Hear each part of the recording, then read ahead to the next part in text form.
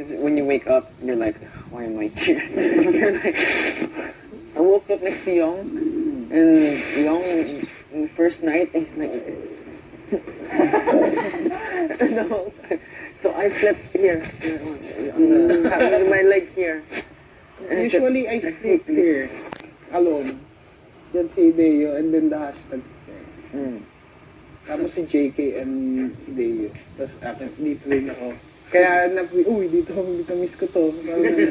And, pagka nakikita ko yung bahay, when I, pagka-watch yung kayo, parang gusto, I want to go in again. Parang nakakamiss. Nakakamiss talaga. That's why, nung nasa confession room ako, going inside, with, di ba, Tika Baby, I'm excited. So, parang gusto ko kayo makilala, ganyan. How's the, yung parang, kasi, kung merong, Take care of yourself. namamahay, Okay. parang meron din, No, it's okay. parang, rin, nahihirapan kayo It's mag-poop. Nahihirapan kayo mag-poop. I experience na parang, I want to poop, pero ayaw niyang lumabas. Parang ganun. nakakahiya. Nahihiya ako, parang, there's a camera. Tapos, and then, mga siguro, Shower room. mga 3 days, ganyan. Yeah, 3 days I didn't. Okay sa akin. Yeah, you're not used to it. Yung iba hanggang ngayon pinapatay yung mic. Pag nagsisi ako, bahala kayo. Marinig Gawin nyo. I take mine off. I put it in the corner. Ayan, nilalagay ko lang. Baka kasi kung pag gumanong, biglang gumanong.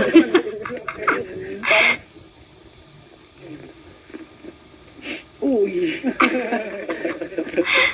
Yan, ganyan din, yung ganun. Tapos pag wala kami, yung pastime namin, yung pag nandito kami, so bawal kami pumasok dito for 2 days.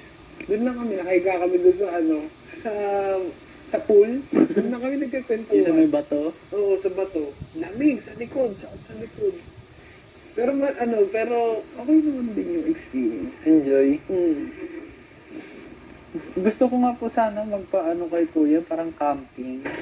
I-try doon matulog sa labas. Parang hindi lang para matry matulog sa labas, pati yung parang Para yung kwentuhan, yung parang Iba. Memorable yung mga magkakasama talaga. yung mga boys and girls. Mm. Sige, syempre magkakaroon ng girls dito, boys dito. tapos grupo. Pranks. Oh.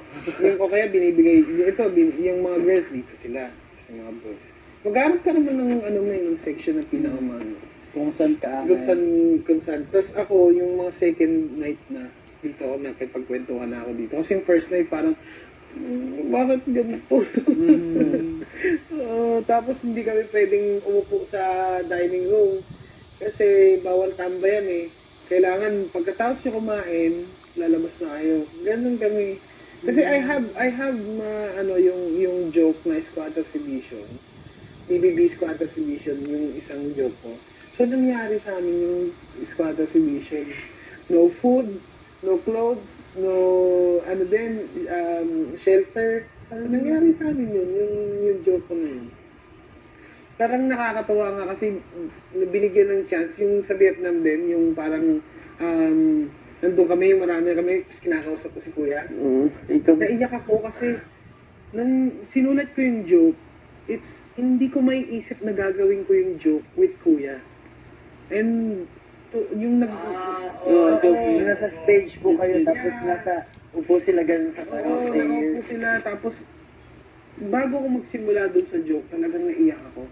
Parang I'm living yung parang andito na ako sa pangarap ko na wow, parang Is this real? gagawin ko yung joke with Kuya. Sobrang excited talaga ako yung sinabi niya, magtutos tayo. Sabi ko, no, magtutos tayo. Tapos sabi ko, ano po? Alam mo na yun. Sabi ko, yung joke ko, gagawin natin. Magsasagutan tayo mamaya. Magtutos tayo. Sabi ko, Kuya. Parang yung adrenaline rush, parang, sige, Kuya, game. Tapos may stage ako maliit. Akala ko nung pagising namin, akala ko may kakanta.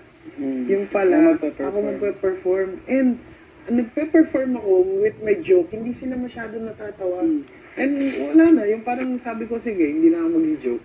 parang I get na nagkikwento na lang ako, yung parang natural na parang walang script, yung parang ganun. Tapos tumawa pa sila.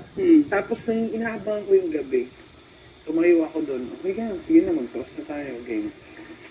Nung mag-uumpisa, umiyak talaga ako, grabe. At naghahag-hag po. Oo, parang, yun yung, parang makikita mo sa kanila, they support you.